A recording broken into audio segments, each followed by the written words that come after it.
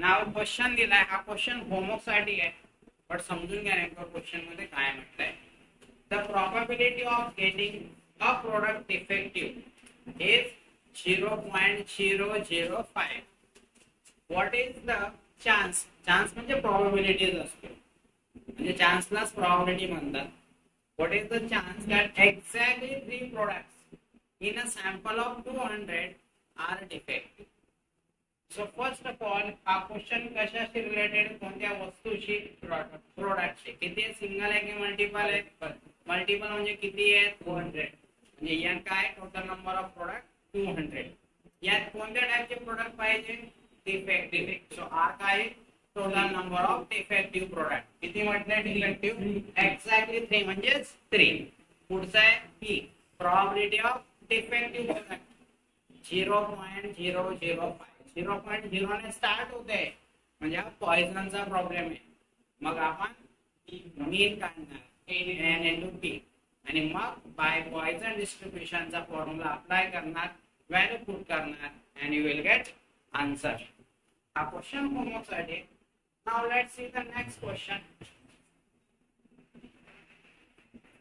A firm produces article of which 0.1% are defective out of 500 articles.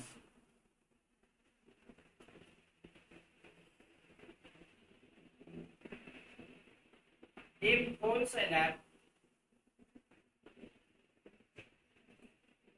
purchases 100 such cases,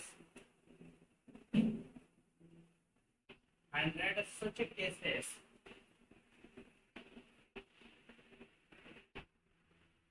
how many can be expected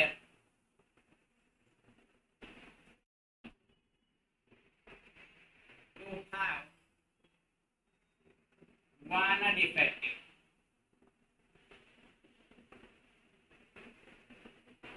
असा question दिलेला आहे. Question आपण अगोदर समजून घेऊ. सो क्वेश्चन दिलेला आहे, अ फर्म प्रोड्युसेस आर्टिकल. एक फर्म दिले म्हणजे कंपनी म्हणू शकतो, ते काय प्रोड्यूस करते? आर्टिकल. आर्टिकल म्हणजे काय? हा, जे शोपीस असतात ना, हत्तीचे वगैरे आपण ऑफिस मध्ये वगैरे यूज करतो, ते शोपीस म्हणजे त्यांना आर्टिकल्स म्हणतात. मग अशा आर्टिकल्स ती कंपनी त्या ठिकाणी प्रोड्यूस करते. मग जेवढे पण आर्टिकल प्रोड्यूस करते त्याच्यातले 0.1%, 0.1 ने 0.1% डिफेक्टिव्ह आहेत आउट ऑफ 500 आर्टिकल्स. म्हणजे टोटल 500 आर्टिकल्स आहेत, त्याच्यातले 0.1% डिफेक्टिव्ह आहेत. पुढे काय म्हणताय, ते होलसेलर आहे, असा तो किती परचेस करतो? 100 सच केसेस. आता 100 सच केसेसचा मिनिंग काय झाला? 100 सच केसेस, तर लक्षात घ्या 500 आर्टिकलचा एक केस तयार होते, म्हणजे तुम्ही त्याला बॉक्स म्हणू शकता. तो असे किती बॉक्स परचेस करतो? 100 बॉक्स. मग त्या ठिकाणी म्हटलंय की हे जे 100 बॉक्स आहेत, बघा प्रोबॅबिलिटी नाही विचारते, हे जे 100 बॉक्स आहेत, या 100 बॉक्स मध्ये असे किती बॉक्स आहेत की ज्यात आउट ऑफ 500 वन डिफेक्टिव्ह राहील, ते बॉक्सेस विचारले. सो फर्स्ट ऑफ ऑल हा क्वेश्चन कशाशी रिलेटेड आहे? आर्टिकलशी रिलेटेड आहे. सो किती आर्टिकल्स आहेत? 500. सिंगल आहे मल्टिपल? मल्टिपल. किती? 500. काय जण म्हणता नाही सर 100 into 500 50,000. बिलकुल नाही. आपल्याला प्रॉब्लेम सॉल्व्ह करताना वन केस साठीच घ्यायचं आहे किंवा वन बॉक्स साठीच घ्यायचं आहे. तुम्हाला हे 100 बॉक्स दिले, त्याचं काय त्यानंतर बघू आपण. सुरुवातीला given n is equal to total number of articles. So या ठिकाणी 500 आणि याची काय तयार होते? One case. You may say suitcase, one case है तो you may say suitcase. R is equal to total number of defective articles. So या ठिकाणी म्हटलं one defective article पाहिजे. That is the one. P. Probability of defective article.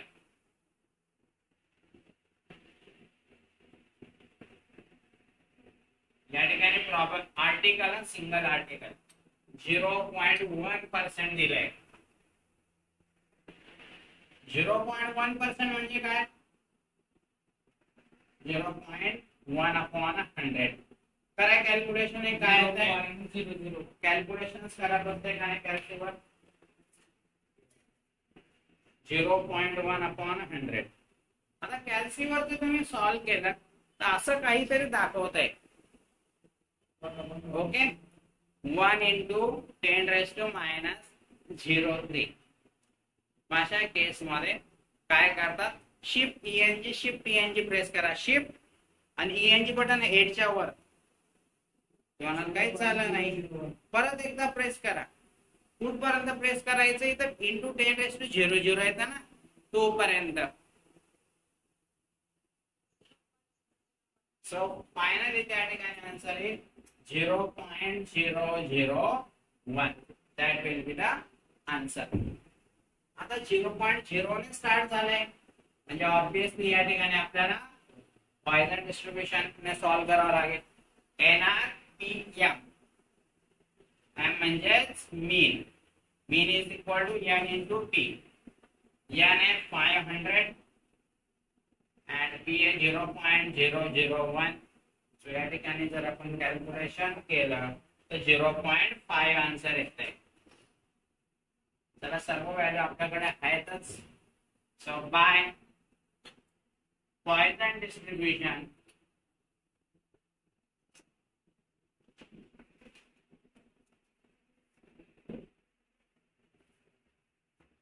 Formula Poisson distribution चा P of R is equal to E raised to minus M raised to R upon R factorial.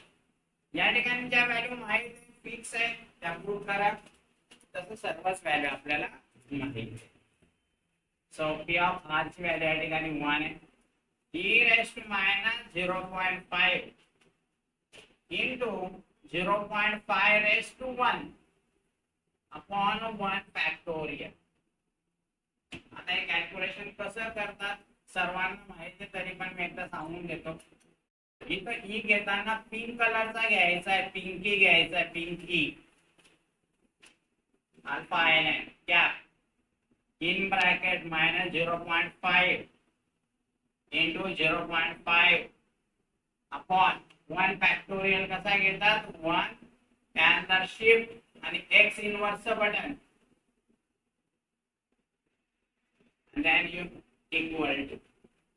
So या ठिकाणी 0.3033 round figure करायचं आहे. probability of 1 is equal to 0.3033. so that is the answer. इथं probability आली. Question मध्ये probability विचारलेली नाहीये. काहीतरी वेगळंच विचारलंय. पण ही प्रॉबॅबिलिटी कशासाठी आली? फॉर 500 आर्टिकल्स असं लिहायचं पेपर मध्ये. दॅट इज 1 केस साठी आली. आपल्याकडे अशा किती केसेस आहेत? 100 cases. For such a 100 cases. So आपल्याला या ठिकाणी प्रॉबॅबिलिटी ऑफ 1 ला 100 ने मल्टिप्लाय करावं लागेल. प्रॉबॅबिलिटी ऑफ 1 आहे 0.3033. त्याला 100 ने मल्टिप्लाय केलं तर 30.33 म्हणजे 100 सुटकेस मध्ये असं समजा 100 सुटकेस मध्ये 30.33 सुटकेस अशा आहेत की ज्यात 1 डिफेक्टिव्ह आर्टिकल आहे. अशा सुटकेस 30.33 राउंड ऑफ करावा लागेल. तर किती होईल या ठिकाणी? 30. कारण डेसिमल नंतरचा पॉइंट हा 5 किंवा 5 पेक्षा ग्रेटर राहिला तर तो इन्क्रीज होतो, नाहीतर 30. असा सिम्बॉल तुम्ही यूज करू शकता. एकदा चेक करून घ्या. असा सिम्बॉल आहे अप्रॉक्सिमेटली काहीतरी, किंवा तुम्हाला हे लक्षात नाही राहिला तर 30 आणि ब्रॅकेट मध्ये लिहून द्यायचा अप्रॉक्स. मग finally number of cases having one defective article, and you will finally get answer that is the 30, and is the approx द्यायला विसरू. तो यावेळी त्याचा आन्सर आपल्याला मिळालेला आहे. क्वेश्चन दिलाय in a certain factory turning out blades. म्हणजे काय, त्या कंपनीमध्ये त्या फॅक्टरीमध्ये ब्लेड तयार होतात, रेझर ब्लेड, ते ब्लेड तयार होतात. मग त्यात काय म्हटलंय, ते ब्लेड आहे ते डिफेक्टिव्ह असण्याची चान्स म्हणजे प्रोबॅबिलिटी किती आहे, 1/500, 0. तर तेवढी त्याची प्रोबॅबिलिटी आहे. तर अशा केस मध्ये ठीक आहे. मग आता जे ब्लेड आहे, जो मॅन्युफॅक्चर एक एक ब्लेड विकत बसेल का, नाही. मग त्याने काय केलं, त्या ब्लेडचं काय केलं, पॅकेट तयार केलं. आणि त्या एका पॅकेट मध्ये किती ब्लेड आहेत, 10 ब्लेड्स आहेत. ओके, असे 10 ब्लेडचं त्याने पॅकेट तयार केले. मग आता आपल्याला विचारलंय की एक कन्साइनमेंट आहे तिच्यात 10,000 पॅकेट्स आहेत. म्हणजे 10,000 पॅकेट्स मध्ये असे किती पॅकेट्स आहेत ज्यात 1 डिफेक्टिव्ह ब्लेड असेल, असं त्या ठिकाणी विचारलं. प्रोबॅबिलिटी नाही विचारली, 10,000 पॅकेट्स मध्ये अशी किती पॅकेट्स आहेत. आता या ठिकाणी कन्साइनमेंट वर्ड आलाय. कन्साइनमेंटचा मिनिंग होतो हा अपोजिट आहे असाइनमेंटच्या. हा त्याचा अपोजिट वर्ड असाइनमेंट.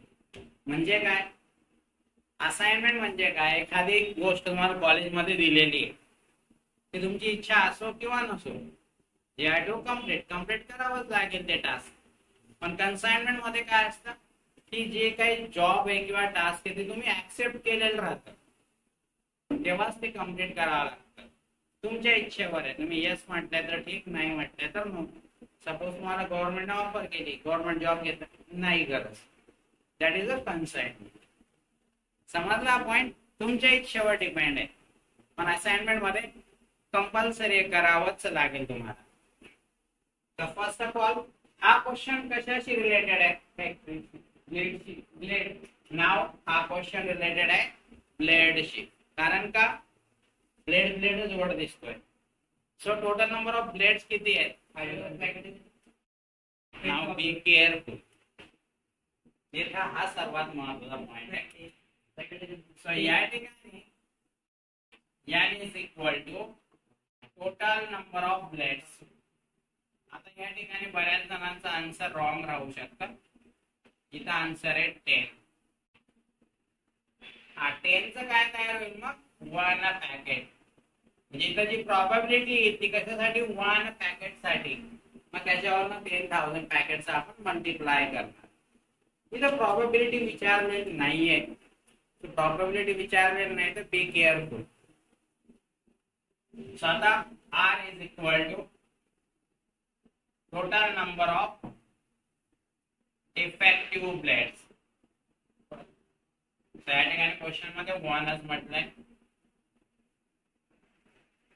त्यानंतर B probability of defective blade. या ठिकाणी probability दिले त्याला चान्स म्हटलंय.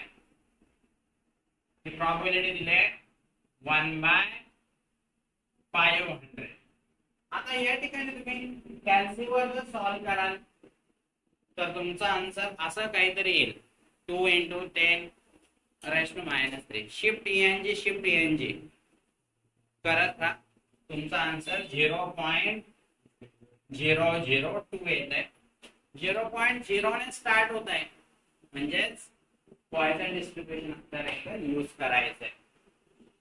त्यासाठी आता आपल्याला एम काढावा लागेल. एम म्हणजे मीन.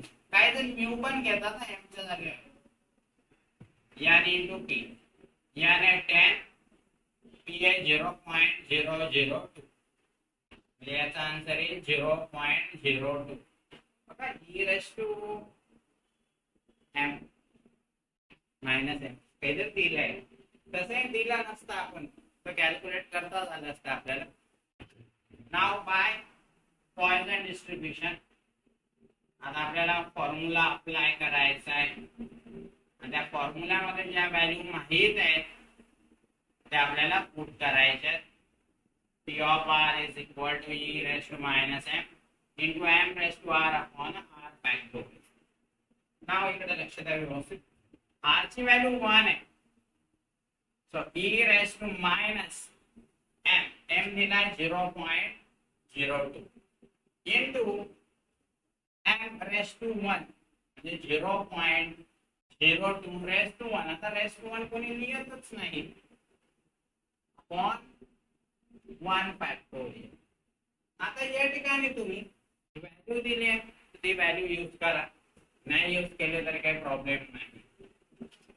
त्याचा व्हॅल्यू आहे 0.9802 इंटू 0.02 आणि 1 फॅक्टोरियल 1 येतो, सो कॅल्क्युलेशन करायची गरज नाही, डिनॉमिनेटरचा 1 आहे. सो प्रोबॅबिलिटी ऑफ 1 या ठिकाणी येते 0.9802 इंटू 0.02 म्हणजे 0.0196 ही त्याची प्रोबॅबिलिटी. कशासाठी? For 10 blades. 10 ब्लेड साठी प्रोबॅबिलिटी आहे, म्हणजे 10 ब्लेड्स म्हणजे काय, दॅट इज 1 पॅकेट. आता या ठिकाणी कन्साइनमेंट किती आहे? 10,000 पॅकेट्स आहेत. सो आता सिंगल लाईनचा स्पेस त्यासाठी आपण असं सिंपल डाऊन यूज करतो फॉर सच 10,000 पॅकेट्स. आपल्याला प्रोबॅबिलिटी ऑफ 1 ला 10,000 ने मल्टिप्लाय करावं लागेल.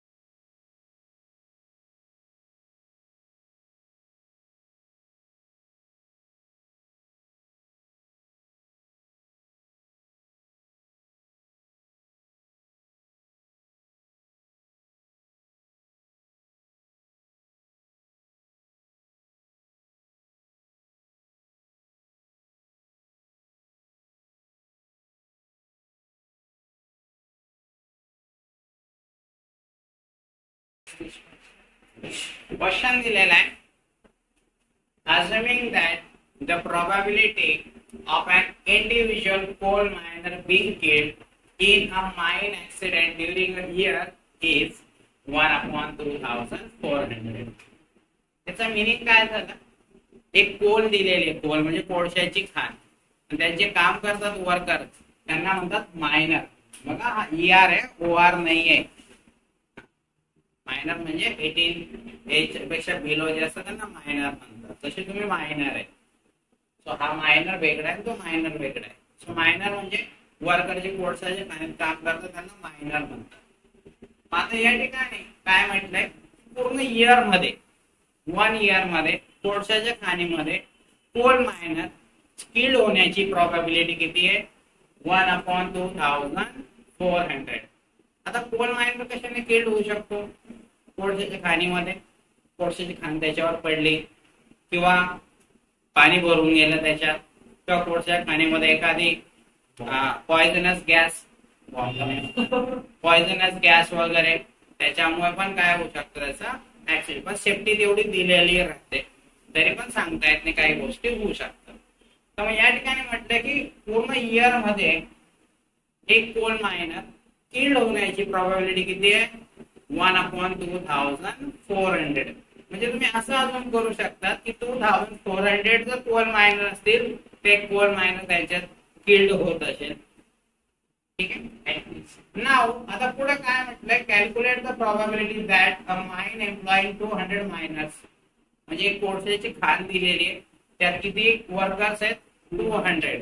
तर पूर्ण इयर मध्ये, आय रिपीट पूर्ण इयर मध्ये त्यात कमीत कमी एक तरी कोल मायनर किल्ड होईल. व्हायला नको कमीत कमी एक कोल मायनर, मिनिमम 1, त्याची प्रोबॅबिलिटी विचारली आहे. जे कोल मायनर किल्ड झाला दॅट इज द सक्सेस, असा तो क्वेश्चन विचारताय. आणि एक गोष्ट लक्षात घ्या, टाइम बघा, टाइम सेमच आहे. इथं इयर साठी प्रोबॅबिलिटी दिली विचारले, पण इयर साठी असं होणार इयर साठी दिले 2 इयर किंवा मंथ साठी विचारते, त्या टाइपचे क्वेश्चन्स तुम्हाला नाहीये, टाइम वेगवेगळे असणार. सो क्वेश्चन कोणाशी रिलेटेड आहे, काही जणांचं मायनरच, काही जण ऍक्सिडेंट, 200 ऍक्सिडेंट आहे का नाही, 200 मायनर. सो क्वेश्चन मायनरशी रिलेटेड आहे. सो या ठिकाणी सुरुवातीला आपण लिहिणार n is equal to total number of coal miners. आता काही माइंड मध्ये आलं असेल की सर 2400 नाही, क्वेश्चनची लाईन बघा, क्वेश्चनचं सेंटेन्स बघा, त्यात टोटल 200 म्हटलंय, त्याच्यासाठी प्रोबॅबिलिटी काढायची. नाव आर. सो या असे कोल मायनर आपल्याला पाहिजे जे किल्ड होते, व्हायला नको. Total number of coal miner being killed, काय म्हटलं ऍटलीस्ट 1, म्हणजे 1 पेक्षा ग्रेटर ऑर इक्वल. जसं आपल्याला माहित आहे आर ची व्हॅल्यू काय असते नेहमी 0 to n, म्हणजे 0 to 200. काय म्हटलं 1 किंवा 1 पेक्षा जास्त कोल मायनर किल्ड होण्याची प्रोबॅबिलिटी. आर ची व्हॅल्यू फिक्स नाहीये. T probability of coal miner single घेतो being killed. क्वेश्चन मध्ये दिलेली प्रोबॅबिलिटी 1/2400. याचं सिम्पली कॅल्क्युलेशन जर केलं आपण आन्सर, तर या ठिकाणी लक्षात घ्या आन्सर जे येत आहे ना असं काहीतरी येत आहे 4 पॉइंट. शिपीएनजी जर केलं तर आन्सर 0.0 ने स्टार्ट होत आहे.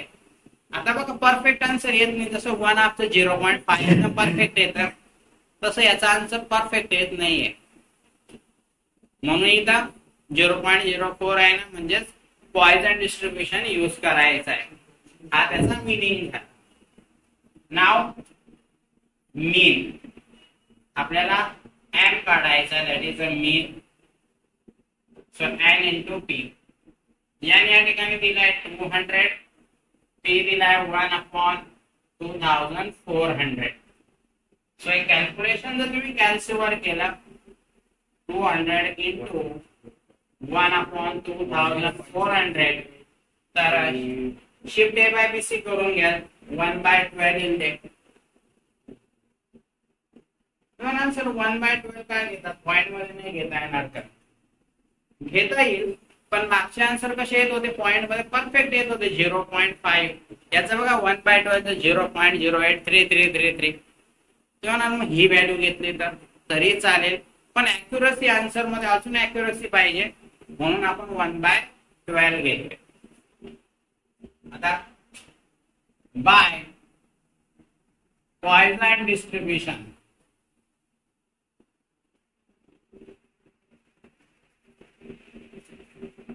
P of R is equal to E raised to minus M into M raised to R upon R factorial. या ठिकाणी M ची व्हॅल्यू फिक्स आहे, E raised to minus 1/12 into 1/12 raised to R upon R factorial. ठीक आहे. So आता आपल्याला या ठिकाणी for at least 1 या ठिकाणी म्हटलेलं at least 1, that is R ची value greater than or equal to 1. So probability of R greater than or equal to 1 म्हणजे काय, तर 200 मध्ये 1 कोल मायनर किल झाला तरी चालेल, किंवा आउट ऑफ 200 2 किल झाले तरी चालतील किंवा 3 किल झाले तरी चालतील किंवा 200 मध्ये 200च्या 200 किल झाले तरी चालतील. असं व्हायला नको. प्रॉब्लेम मध्ये तसं दिलंय. आता आजची व्हॅल्यू 1 पुट करा, 2 पुट करा, 3 पुट करा आणि सॉल्व्ह करा. नाही काय करावं लागेल? हा या ठिकाणी 1 मायनस काय करणार, 1 पासून एवढ्या व्हॅल्यू तिथे येऊन गेल्या तर काय आले? 0. Okay of 0. So 1 minus e raised to minus 1 by 12 into 1 by 12 raised to 0 upon 0 factorial. Now calculation व्यवस्थित करा, घाई करायची नाहीये. कॅल्क्युलेशन कसं करा ते सांगून देतो. ऑब्विसली आपल्याला अल्फा ln घ्यायचा आहे. आपल्याला पिंक कलरचा ई पाहिजे. Pink E cap in bracket minus 1 upon 12 this is in bracket 1 upon 12 cap 0 upon 0 shift and x inverse आणि इक्वल टू करा. सो तुम्हाला आन्सर मिळून जाईल 0. या ठिकाणी आन्सर जे येत आहे alpha ln cap in bracket minus 1 by 12 into 0.9200 याचा आन्सर जे आहे 0.9200. कॅल्क्युलेशन जर केला तर 0.08 म्हणजे 100 ने जर मल्टिप्लाय केलं तर 8% प्रॉबिलिटी आहे की एकापेक्षा जास्त कोल मायनर एक किंवा एकापेक्षा जास्त कोल मायनर फील्ड होण्याची. Probability of at least one coal miner being killed.